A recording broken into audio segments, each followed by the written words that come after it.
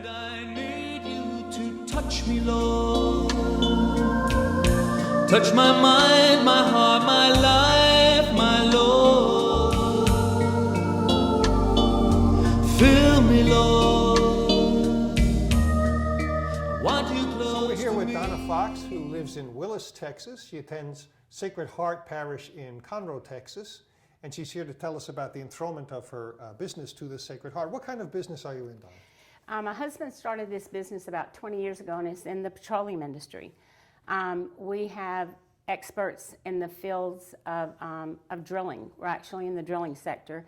And these men are all experts, have been in the business 20, 30 years, and we consult to companies like Chevron, Shell, and Exxon on the worthiness of a drilling rig, if they're going to choose a rig to drill, and have safety guys that oversee the safety on the rig.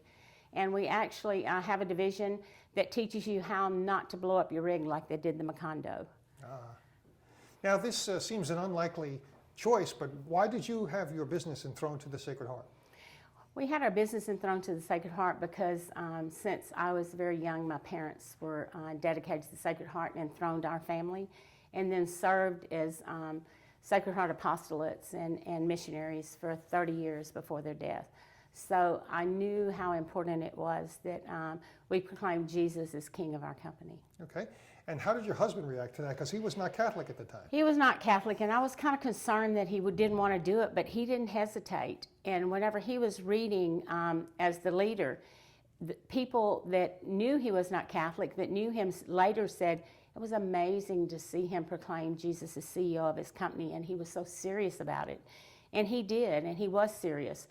We were audited on 3 different occasions by Chevron, and they never found a single thing he did wrong. He promised to consult Jesus on all important decisions and to run his company by the 10 Commandments. And actually, our client found things they did wrong, but never found anything he did wrong. So he took it serious, and he lived seriously by the choices he made. So those were some of the fruits of the enthronement of the Sacred Heart for your business. Well, he did become Catholic, and our business, which I don't say this will always happen, because my father was one of the holiest, most humble promoters of the Sacred Heart, and he never had money, but our business grew in 4 years 900%. Well, how about that? So it grew in leaps and bounds. It's never money you look for, but I think the Lord knew what we would do with the money he gave us. That's great. And what do you remember about that day of the enthronement? Oh, it was huge. It was so exciting. We had people flying in from all over. We had some people that we surprised them with that came from Louisiana that they had worked with before. Marty Rotella, a Grammy-nominated singer, came in and did the music. Gloria Anson came in from New York. Padre Guida came in from New York. And it was just an exciting, exciting day. We wanted to make it big for our Lord. It was a big day. Oh, that's fantastic. And what did your employees think of all this? We know what your husband thought, but what did they think? Well, the employees, some were Catholic, some were not, but they all chipped in and helped, and they all came. We even have one that was an atheist, and every chance I got for him to do some kind of ministry work with us, I had him involved. He is our IT guy. I had him involved, and hopefully someday that'll change him. I don't know. He's a very sweet man, so I don't think he's an atheist anyway. But it was good to proclaim Jesus, you know, and the employees thought it was great. They thought it was amazing. So would you recommend this enthronement to other businesses? I recommend the enthronement to businesses. You need the protection of the Sacred Heart. You need to work under the protection of the Sacred Heart. And whenever you proclaim Jesus as King of anything, your family, your business, Jesus takes it seriously, and he lives out his promises. Whether you accept those promises or not is up to you. So Jesus as King of your home and as CEO of your business, you would recommend that for everyone? I would recommend him. I want to tell you a brief little story. I managed Thailand for our company, and I was there about 4 times a year, and I had 32 consultants that worked for me. So that was 32 families depending on us, because if a consultant doesn't have work, they don't make a living. I was there to negotiate a contract, and we were trying to get a 3-year contract. And normally it was 2 years. So by the end of the 2nd year, they were worried about whether they were going to have a job the next year. So I said to my husband, if we can negotiate a 3-year contract, it'll be so much easier. And he absolutely, I think he's the one that said it first, actually. And so Thailand is 95 degrees every day and 99% humidity every day. I got there with this big, expensive can of hairspray, knowing that if I walked into this meeting, I had to be game on to negotiate that kind of contract because it was millions. And my hairspray would not work. 3 weeks we fought this. My husband was so fed up with hearing me whine.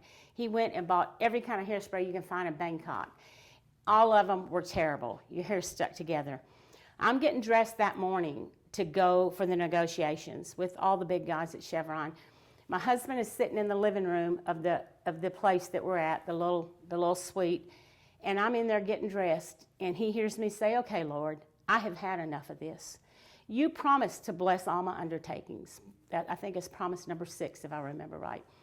I'm not here for myself.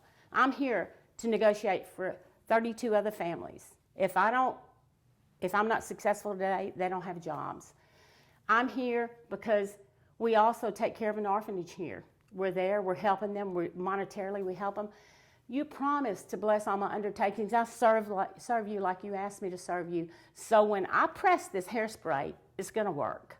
I press the hairspray, shh. My husband's sitting in the other room and he goes, "Oh my God." I thought he was gonna say, "That's a miracle." What he said was, "You are so spoiled. Our Lord is trying to feed starving children and you're asking him to fix your hairspray." I said, "He promised me," and he did. When I got up the next morning to go to the airport, the hairspray did not work.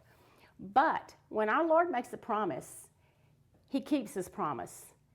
And there are 12 promises that come along with the enthronement of the Sacred Heart. When you honor him, you can't just hang your certificate, you can't just go through a ceremony, you have to live your enthronement, which takes very little. He asks very little of you to live your enthronement. When you do that, he will fulfill every promise when it's for the glory of God. Well, that's a beautiful story. I don't have any hairspray stories to tell, but I appreciate you sharing that, and God bless you. God bless you. I need you to touch me, Lord. Touch my mind.